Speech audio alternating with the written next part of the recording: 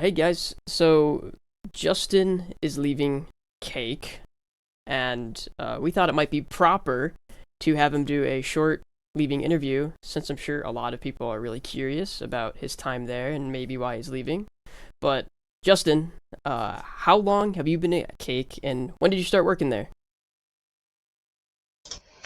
Thanks, Tux. So I've been working at Cake for the last 2 years now. I've been working on all sorts of different operations things, trying to get the wallet as polished as possible and have Cake Labs have a very comprehensive series of products and tools for people.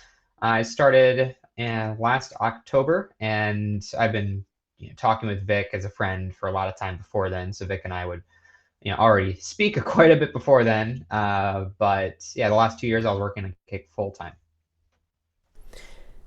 Nice, that's pretty great. And you have been the VP of Operations. What would you say is the team's greatest accomplishment, or like multiple accomplishments, while you have been part of the team at Cake Wallet over the last 2 years? There have been a lot of changes over the last 2 years. So when I joined, there was already a pretty strong support team. Vic made sure that right away people were available to answer questions people had. But the development team has certainly grown since I first started, and it's certainly formalized more with better management of tasks, better testing of particular features. So I would say one of the things that is the most important is just that the development process has gotten more formalized and better.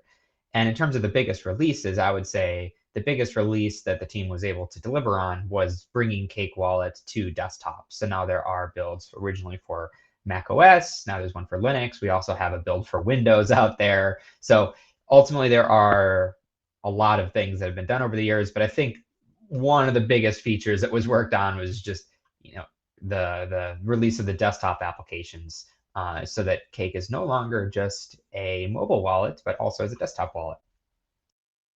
Yeah, that one's definitely really good. I like being able to use Cake Wallet on the desktop. Which one would you say would be your favorite if you had to pick one?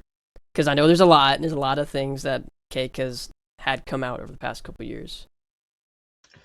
Yeah, I think one thing that I'm particularly proud of is the Cake 2 FA, because we were looking at all sorts of different ways for people to have better security using a mobile wallet. And a lot of people perceive mobile wallets to be insecure relative to desktop wallets, which isn't entirely true. I think mobile wallets do a really good job, or mobile operating systems do a really good job of isolating apps generally compared to desktop, certainly compared to like, typical Linux user or a typical Windows user. But there's at least some truth in the fact that people definitely want to have better security. So we originally looked at all sorts of different options for adding hardware wallets and adding additional devices that would have a spend key on them and a different device with a view key.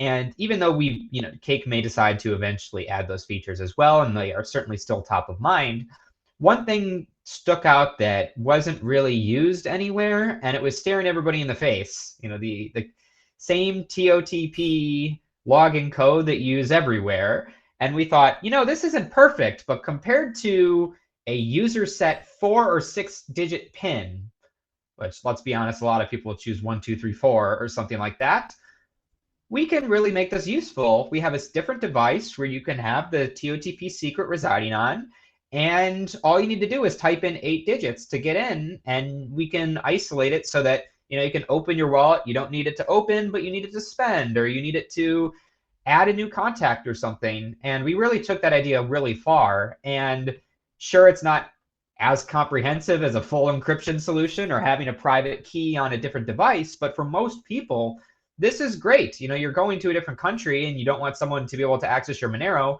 Just leave your TOTP phone at home, right?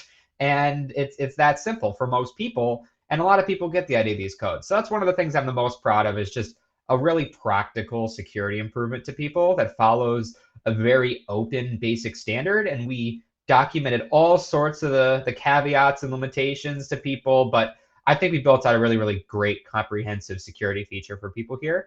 And it's something that as I joined Cake, I had no interest in particularly shipping this feature, but it really materialized very well based on user feedback and us trying to hit the proper user experience for, you can get a lot of great security for basically no user experience drawback, which we see as a huge win.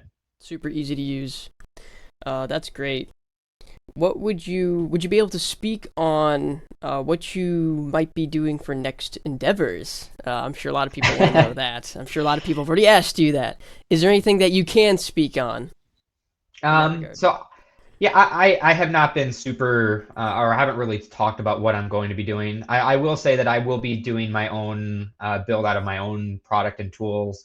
There probably will be some cryptocurrency relation with them. I have a few in mind that I'm working on.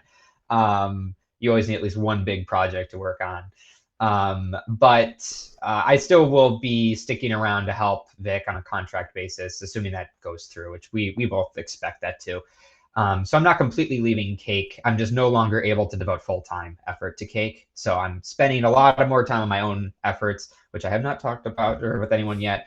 I am not switching, at least right now, to a different position somewhere else.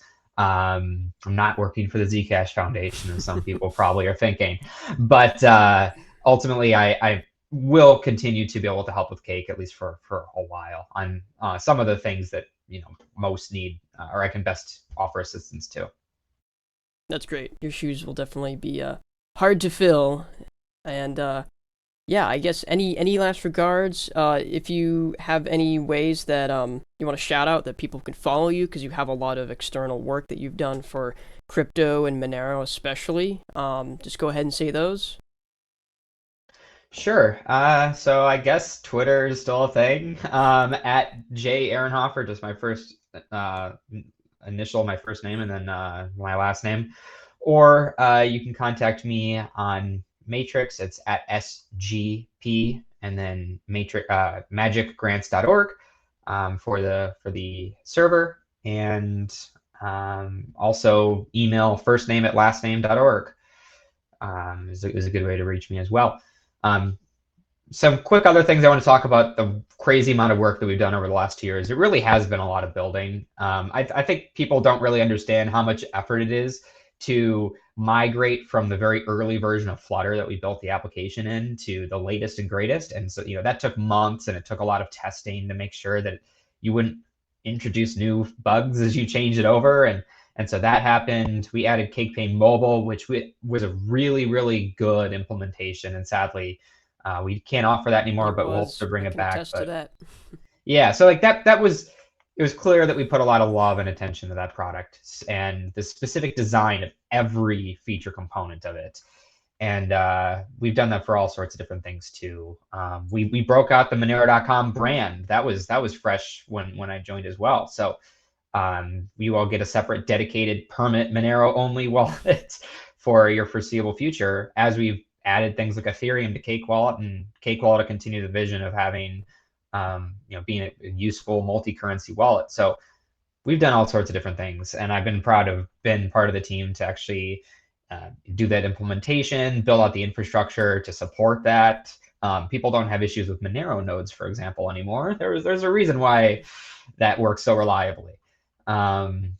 But ultimately, a lot of really fun things have been built, and I am sad to leave, but I'm not going to be going away completely. I just will be spending the majority of my time on other projects, but I will still be able to spend some time on Cake Wallet as well. No bad blood between Cake and Justin. Now, one last funny question. What is the Okay. meaning behind your username, Samsung Galaxy Player? Oof. Um, so when high school Justin was using Reddit, um, I didn't really know what to call a username. I didn't really like nicknames very much as a kid, and so I was lazy and decided to make an account for the device with the name of the device I was using, which was a Samsung Galaxy Player 5.0, which was basically an iPod Touch competitor.